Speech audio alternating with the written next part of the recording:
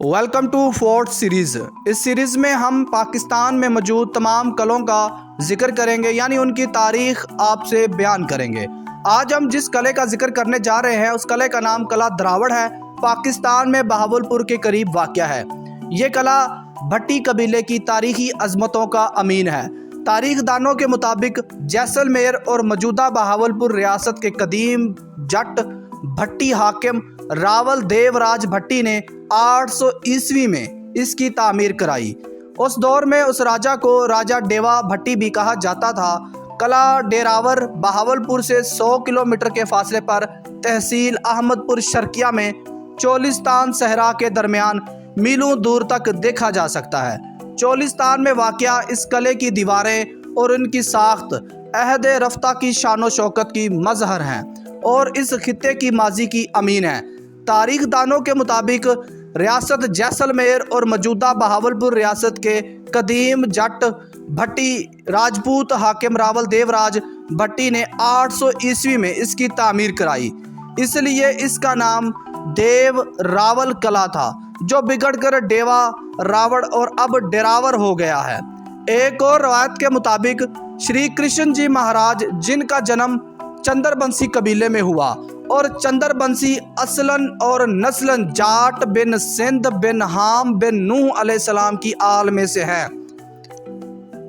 इंतहाई खुशबख्त और जंगजू राजा भट्टी का जन्म हुआ, जो असलन और नस्लन जट ही था, मगर बाद अज़ां वसीओ अरीज राजपाट की बदौलत तारीख़ में राजपूत मशहूर हुआ और इस राजा जट भट्टी की नस्ल से यके ब दिगरे कसीरुल तदाद राजे महाराजे हुए, जिनमें से एक राजे का नाम रावल देव जट भट्टी भी था, जो वादी हाकड़ा की अजीमुल शान हुक्मरान हो गुजरा है।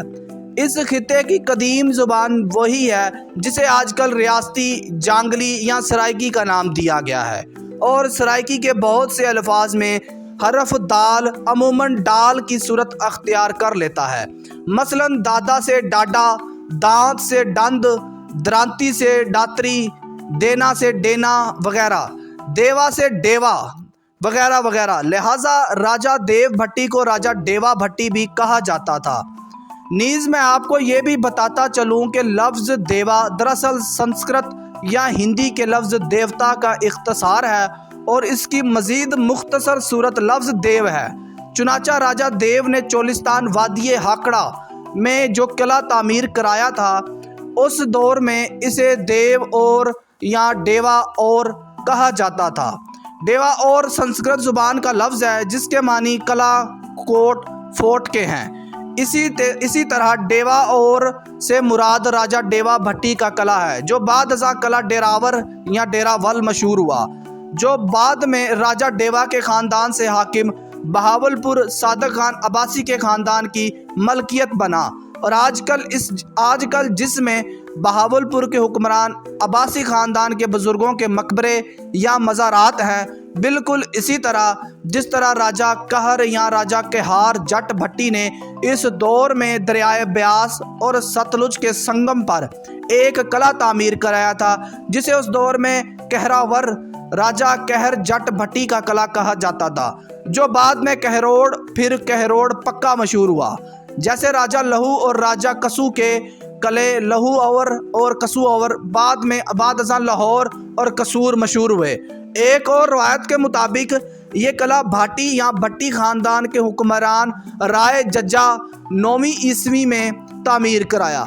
कहते हैं कि एक मर्तबा राय जज्जा ने अपने भतीजे से इख्तलाफ की वजह से इस कले की तामीर व मरम्मत रुकवा दी, जिस पर राय जज्जा की बहन ने इसे समझाया कि भट्टी भाटी एक ही कौम है, लिहाजा कले की तामीर जारी रखें।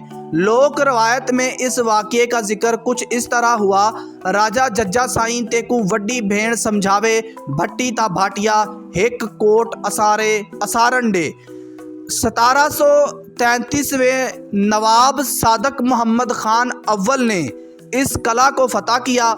अगरचा 1747 में जैसलमेर के राजा रावल सिंह ने इस कले पर दोबारा कब्जा कर लिया, लेकिन 1804 में नवाब मुबारक खान ने यह दोबारा हासिल कर लिया। इसके बाद ये बहावलपुर के हुक्मरानों की شاہی رہائش گاہ بن گیا۔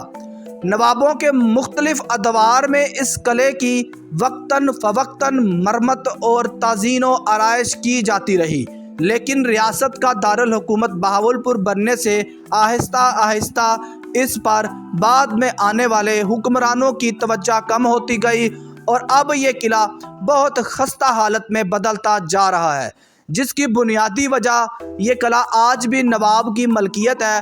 قلعہ ڈراور کے ارد گرد کئی آثار قدیمہ کے مقامات ہیں جو وادی سندھ کی تہذیب سے بھی پرانے ہیں، لیکن آج تک یہاں پر کھدائی نہیں ہو سکی۔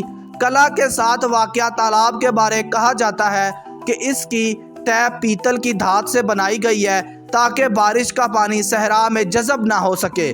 قلعہ کے پاس ہی قلعہ دہلی کی موتی مسجد کی طرز پر بنائی گئی شاہی مسجد قلعہ کی شان اور خوبصورتی میں اضافہ کرتی ہے۔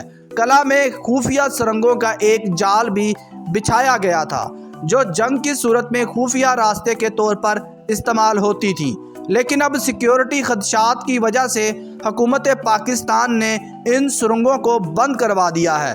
صدر لوک سیوا وارث ملک کے مطابق قلعہ ڈراور میں دفاتر، قید خانہ، پھانسی گھاٹ، رہائش گاہیں اور پانی کا کنواں جو تالاب سے جڑا ہوا تھا موجود تھے۔ اس قلعہ میں نواب صاحب اپنے درباریوں کے ساتھ کھلا دربار منعقد کرتے تھے اور سزاؤں کے احکامات جاری کرتے تھے۔ آج بھی یہ قلعہ نواب خان کی ملکیت ہے۔ یہاں پر 3 چوکیدار بھی انہی کی طرف سے متعین ہیں۔